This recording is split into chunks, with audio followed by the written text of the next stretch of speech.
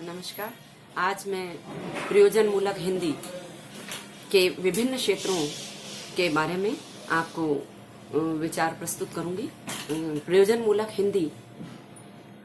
हिंदी भाषा का वह स्वरूप है जो किसी विशिष्ट प्रयोजन से विशिष्ट विषय में, विशिष्ट क्षेत्र में, विशिष्ट शब्दावली के साथ में प्रयोग में लाई जाती है।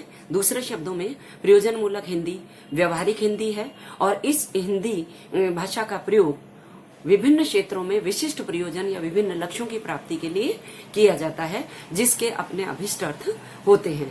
अतः प्रयुक्ति के आधार पर, यानी प्रयोजन मूलक हिंदी की भाषा परक प्रयुक्ति का अर्थ, जैसे मैंने अपने पूर्व के व्याख्यानों में बताया था, बार बार प्रयोग में लेना।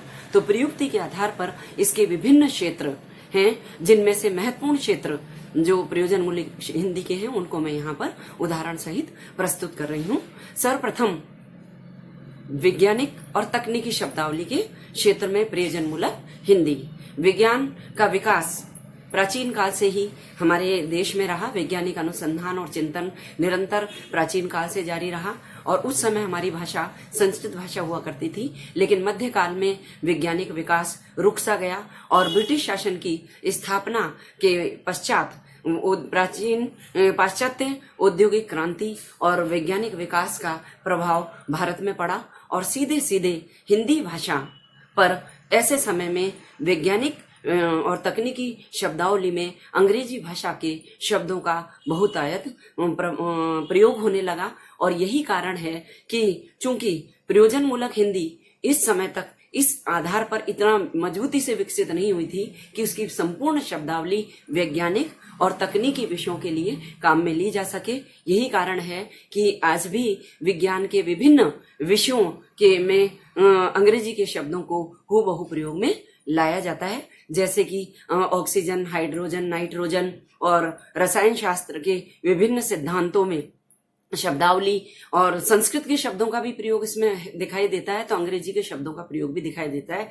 जैसे प्रयोजन मूलक हिंदी की वैज्ञानिक शब्दावली में वाष्प, वायु, ऊर्जा, द्रव्य के साथ साथ जैसा मैंने अभी अनेकानेक शब्दों का प्रयोग बताया, बीकर, जार, मीटर, स्पीडोमीटर आदि अनेकानेक शब्दों का, एसिड, मेटल्स, साल्ट आदि अनेकानेक शब्द हूबहू प्रयोग में लाए जाते हैं। उसका कारण यह है कि प्राचीन काल में संस्कृत और मध्यकाल में हिंदी भाषा विभिन्न इन विशेष विषयों के लिए हिंदी भाषा प्रयोग में नहीं आती थी। जब हिंदी भाषा राजभाषा बनी तभी इस क्षेत्र में विकास हुआ।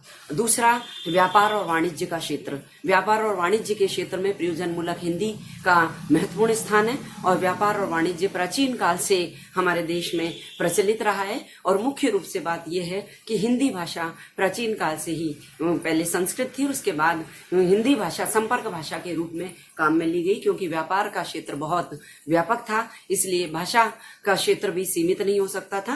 अंतरदेशीय, अंतरराष्ट्रीय और अंतर क्षेत्रीय व्यापार में अलग अलग भाषा के स्वरूप काम में लिए गए और व्यापारिक भाषा मुख्य रूप से परंपरागत रूप से ही उस शब्दावली का प्रयोग आज भी किया जाता है। जैसे कि लेखा शाखा में जो शब्दावली काम में ली जाती है उसमें बही, खाता, दर्ज, केश, मेमो आदि शब्दों का प्रयोग, बिल। और वही बात कि आधुनिक काल में आकर के जब अंग्रेजी भाषा अंतर्राष्ट्रीय भाषा के रूप में विकसित हुई तो हिंदी की प्रयोजन मूलक शब्दावली में, व्यापारिक शब्दावली में अंग्रेजी के शब्दों को उसी प्रकार से काम में ले लिया गया और आज भी काम में लिए जा रहे हैं। पर फिर भी व्यापार के क्षेत्र की प्रयोजन मूलक हिंदी की शब्दावली एक विशिष्ट शब्दावली है। जैसे कि 100 अंक चढ़कर संवेदी सूचकांक, शेयर बाजार में लुढ़का, या व्यापार या मंडियों में जो भाषा काम में ली जाती है वो अलग प्रकार की होती है कि सप्ताह के दूसरे दिन, आज मंगलवार को, तिलहन बाजार में तिलहन की कमजोर आवक और मांग की मजबूती के कारण जिंसों के भाव मजबूत रहे। तो ये जो शब्द हैं वो व्यापार विशेष के क्षेत्र में ही काम में लिए जाते हैं।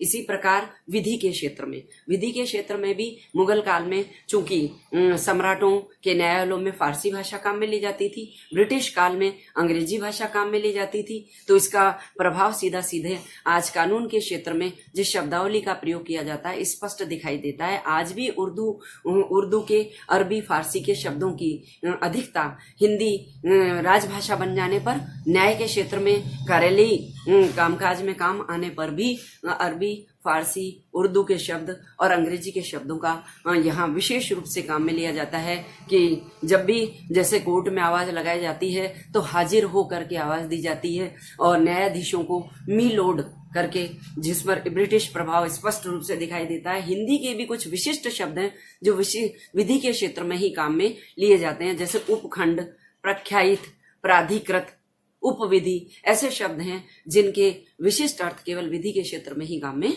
लिए जाते हैं। इसी प्रकार समाज विज्ञान के क्षेत्र में भी प्रयोजन मूलक हिंदी ने अनेक विषयों में विशिष्ट अवधारणाओं के आधार पर विशिष्ट शब्दावली को काम में लिया जाता है। इतिहास, राजनीति, समाजशास्त्र, लोक प्रशासन, अर्थशास्त्र आदि ऐसे विषय हैं जिनकी विशिष्ट संकल्पनाओं और अवधारणाओं के आधार पर इन विषयों में विशिष्ट शब्दावली काम में ली जाती है। जैसे कि राजनीति शास्त्र में राष्ट्रवाद, साम्राज्यवाद, पूंजीवाद, मार्क्सवाद जैसे शब्दों का प्रयोग किया जाता है जो राजनीति के क्षेत्र में अपना विशिष्ट अर्थ रखते हैं। संचार के माध्यमों में प्रयोजन मूलक हिंदी के मौखिक और लिखित दोनों स्वरूप दिखाई देते हैं। जैसा कि संचार के माध्यमों को दो प्रकार में बांटा जाता है, प्रिंट मीडिया और इलेक्ट्रॉनिक मीडिया। इलेक्ट्रॉनिक मीडिया विशेष रूप से टेलीविजन और रेडियो और टेलीविजन पर जो भाषा काम में ली जाती है वो आम जनता को आकर्षित करने के लिए, उसका मनोरंजन करने के लिए सहज से सहज और आकर्षित करने वाली शब्दावली से युक्त होती है। विज्ञापनों की भाषा में भी होर्डिंग्स और विभिन्न प्रकार की सामग्री के प्रचार प्रसार के लिए एक विशिष्ट शब्दावली काम में ली जाती है, जैसे इंग्लिश शब्द जिसमें अंग्रेजी और हिंदी दोनों प्रकार के शब्दों का बहुत अधिक प्रयोग किया जाता है।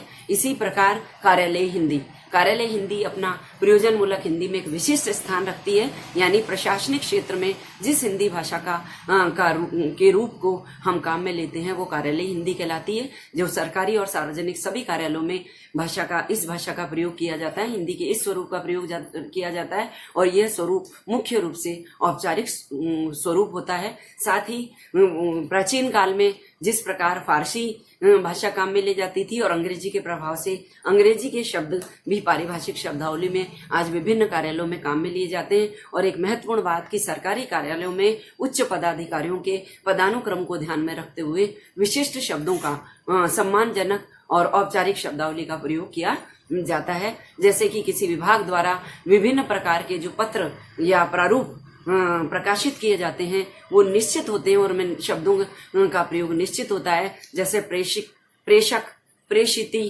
संलग्न, प्रति, सूचनार्थ, आदेश। और उनमें विभिन्न प्रकार के विभिन्न पदों, राज्यपाल, मुख्यमंत्री, प्रधानमंत्री का एक निश्चित क्रम होता है कि वह पत्र किस क्षेत्र में किस स्तर पर किसके द्वारा भेजा जा रहा है, यानी उच्च पदाधिकारी द्वारा अधीनस्थ पदाधिकारियों द्वारा प्रेषित विभिन्न प्रकार के प्रारूपों और लेखों की अपनी भाषा होती है जिसमें एक विशिष्ट क्रम का ध्यान रखा जाता है। इस प्रकार व्यापार, वाणिज्य, विज्ञान और तकनीकी, विधि के क्षेत्र में, कार्यालय क्षेत्र में, समाज विज्ञानों के क्षेत्र में, संचार और विज्ञापन के क्षेत्र में प्रयोजन मूलक हिंदी का अपना विशिष्ट स्वरूप है जो विशिष्ट उद्देश्य के साथ और अभिष्ट अर्थ को प्रदान करते हुए एक निश्चित अर्थ को विभिन्न क्षेत्रों में जिस शब्दावली को काम में लिया जाता है वो प्रयोजन मूलक हिंदी के विभिन्न क्षेत्रों में काम में ली जाने वाली हिंदी भाषा का प्रयोजन मूलक स्वरूप है। धन्यवाद।